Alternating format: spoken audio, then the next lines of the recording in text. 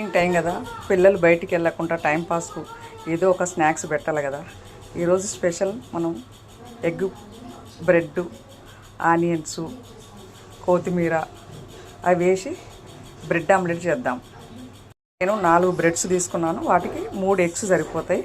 ఇప్పుడు first 3 eggs కొడదాము. ఇందులో 3 eggs వేసాను. ఒక ఆనియను, టమాటా, పచ్చిమిర్చి వేస్తున్నాను.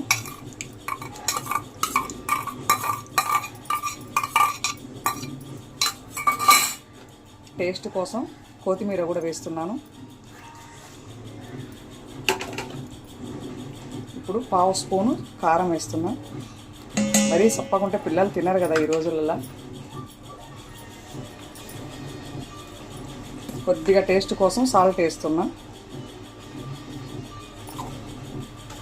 ఇప్పుడు ఇవన్నిటి కలిపి బాగా మిక్సింగ్ చేయాలి.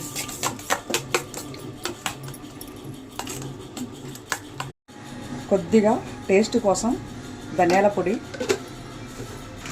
కొద్దిగా చికెన్ మసాలా, ఎందుకంటే కొద్దిగా స్పైసీగా ఉంటే తింటారు కదా పిల్లలు. ఆమ్లెట్ కాలుద్దాము. స్టవ్ ముట్టించి ఇప్పుడే పెట్టాను. కొద్దిగా లైట్గా ఆయిల్ వేద్దాం. బటర్ వేస్తే బాగుంటుంది, కానీ బటర్ పిల్లలు అందరికీ నచ్చదు కదా, కొంతమందికి నచ్చుద్ది కదా. ఇప్పుడు ఒక బ్రెడ్ తీసుకొని ఇలా వేయాలి.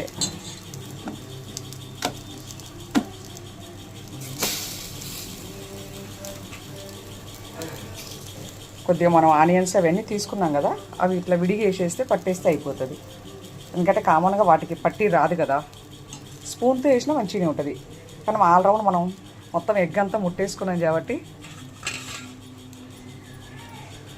ఇది లైట్గా సిమ్లో అయితేనే మంచిగా ఉంటుంది. ఎందుకంటే స్టవ్ పెద్దగా పెట్టామనుకో పైన మాడిపోతుంది, లోపల అంతగా బాయిల్ అవ్వదు. చూడండి,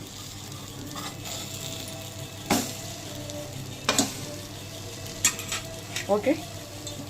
ఇప్పుడు కూడా 2 సైడ్స్ కూడా ఇవే వేద్దాం.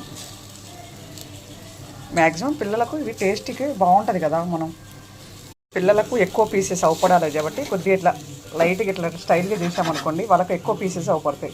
మమ్మీ ఒకటే బ్రెడ్ వేసింది అనుకోకుండా 4 పీసెస్ 6 పీసెస్ వచ్చేట్టు అనిపిస్తుంటుంది కదా వాళ్ళకు.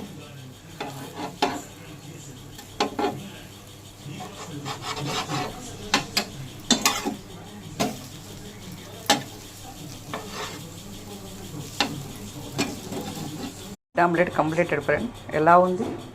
నచ్చితే లైక్ చేయండి, సబ్స్క్రైబ్ ప్లీజ్.